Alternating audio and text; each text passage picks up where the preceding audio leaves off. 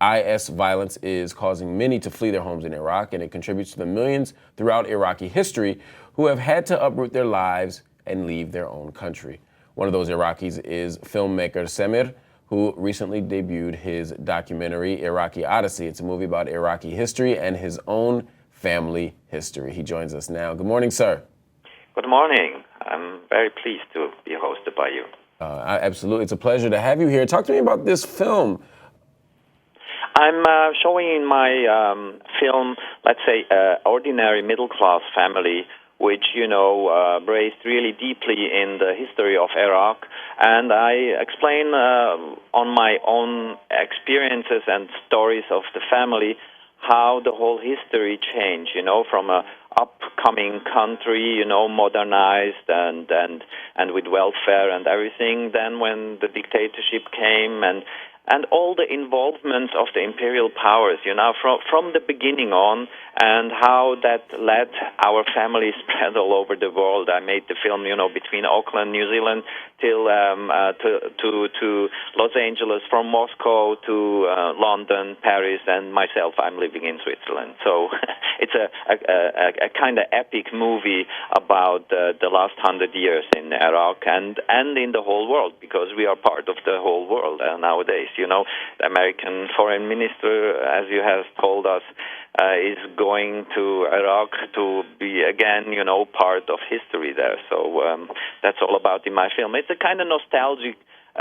back view, because I'm telling, how the Iraq was really built up by different cultures, religions, and languages, and people, and they lived all together, and I show old archive material, even from the Ottoman times till today, where you see how people lived peacefully together. Of course, there were always frictions, but on the other hand, we are able to live together. And in the last 20 years, beginning with let's say the first Gulf War with Bush the senior, the decline started. Of course, the basic of the decline was the dictatorship. But on the other hand, if the U.S. and the rest of the world would not have be involved, maybe the Iraqis would have find their own way to get this dictator rid of. But unfortunately, everything came not good, and now we have the current situation, which is really difficult. And you engaged us in Iraqi Odyssey. The film is divided into 3 acts, right? Excuse me, I couldn't understand you well. You divide the film into 3 acts. Oh, yeah. I have, as a filmmaker, I'm a storyteller. I'm not a political analyst, but I had, to start with the backstory and what happened in the beginning, because a lot of people, even in Iraq, don't know their own story. Like a lot of people believe that Iraq was built, after the Sykes-Picot agreement, between England and France.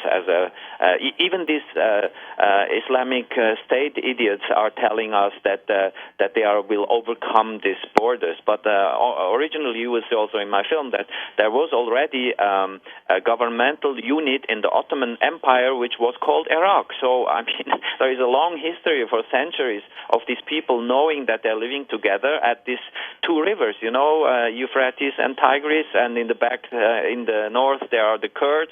The border between the Ottoman Empire and the Iranian kingdom was always, the Iraq. So it was very important, even at the Ottoman times, to build a unit. And that's why I'm, as every Iraqi, it's sometimes ashamed, to listen to all the people telling us, yeah, you were builded up, but it's not true, when the English negotiated in the 20th century with the Iraqi nationalists how to build up the state, they had to talk with the subject itself, the people there, and it needed 4 years, these negotiations to build and to create the first kingdom and a modern state, all that, what we know. But honestly, I just can tell you that the Iraqis would really love to solve their problems on their own. Of course, we need sometimes the help of outside, like everyone, because solidarity is a necessity of human beings. But in general,